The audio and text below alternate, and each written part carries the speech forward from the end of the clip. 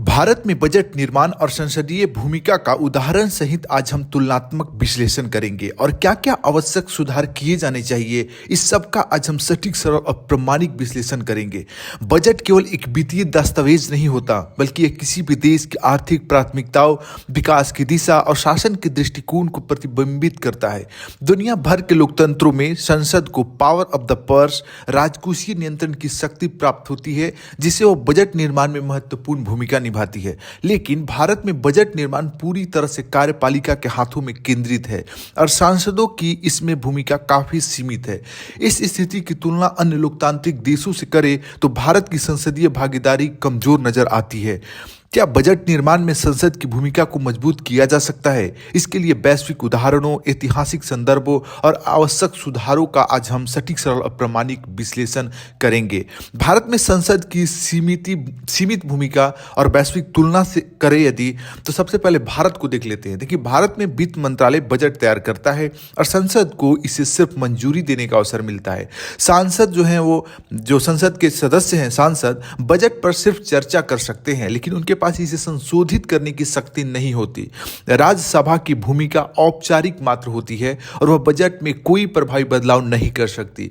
संसदीय समितियां बजट पर चर्चा करती हैं, लेकिन कार्यपालिका को इन सुझावों को स्वीकार करने की बाध्यता नहीं होती। वहीं यदि हम ब्रिटेन और अमेरिका को देखें तो ब्रिटिश संसद के दोनों सदनों, हाउस ऑफ कॉमन्स और हाउस ऑफ लॉर्ड्स, बजट प्रस्ताव पर गहन चर्चा करते हैं और कई संशोधन प्रस्तावित कर सकते हैं। अमेरिका में कांग्रेशनल बजट ऑफिस CBO नामक स्वतंत्र संस्था बजट का विश्लेषण करती है, जिससे सांसदों को आर्थिक निर्णय लेने में सहायता मिलती है। अमेरिका और ब्रिटेन में सांसदों के पास बजट संशोधन की अधिक शक्ति होती है, जिससे वे इसे देश की जनता के लिए अधिक प्रभावी बना सकते हैं।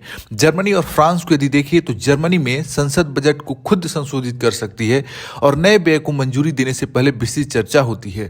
फ्रांस में वित्तीय विधेयकों पर संसद का सीधा नियंत्रण होता है, जिससे सरकारी खर्चों को जवाबदेही के दायरे में रखा जाता है। स्वीडन और नॉर्वे को यदि देखिए तो इन देशों में संसद के पास बजट को नियंत्रित करने के लिए शक्तिशाली संसदीय बजट कार्यालय होते हैं, जो स्वतंत्र वित्तीय विश्लेषण प्रदान करते हैं। सरकार को संसद को बजट प्रावधानों पर विस्तृत रिपोर्ट देनी पड़ती है, जिससे पारदर्शिता सुनिश्चित होती है।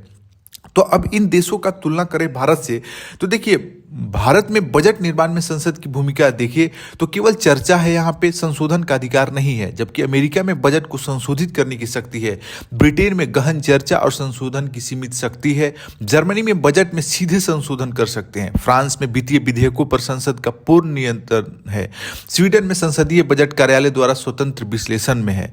तो भारत में सुधार के लिए क्या क्या सुझाव हो सकते हैं? बजट पूर्व चर्चाएं हो सकती है। भारत में बजट से पहले संसद में व्यापक चर्चा होनी चाहिए, ताकि संसद आर्थिक प्राथमिकताओं को रेखांकित कर सके। जनता का पैसा होता है, तो जनता के बीच कैसे उसका डिस्ट्रीब्यूशन हो, कहाँ विकास पे कहाँ कहाँ खर्च होना चाहिए, एक एक पैसा सही तरीके से उसका उपयोग किया जा सके, यह बहुत जरूरी होता है। मानसून सत्र के दौरान 5 से 7 दिनों तक बजट पूर्व चर्चा आयोजित की जाए।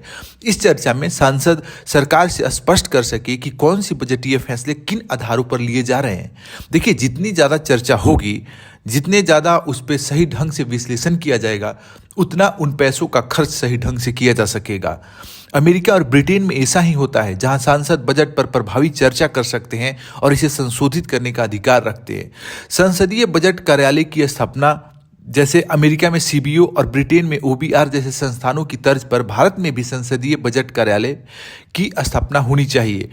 PBO स्वतंत्र रूप से बजट प्रस्ताव का विश्लेषण करेगा और सांसदों को सटीक वित्तीय जानकारी उपलब्ध कराएगा। यह सरकारी खर्च, आर्थिक प्रभाव और भविष्य की नीतियों का आकलन करने में सहायता करेगा। ब्रिटेन और स्वीडन में ऐसे स्वतंत्र बजट विश्लेषण तंत्र पहले से है, जिससे पारदर्शिता और जवाबदेही बनी रहती है।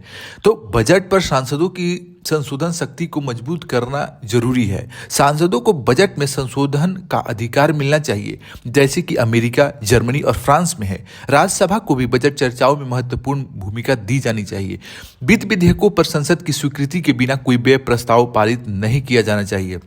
फ्रांस और जर्मनी में संसद के पास बजट संशोधन की शक्ति है, जिससे वे सरकारी खर्चों को नियंत्रित कर सकते हैं। बजट पारदर्शिता को बढ़ाना जरूरी है। बजट प्रस्तावों की जानकारी सांसदों और आम जनता को पहले से दी जानी चाहिए।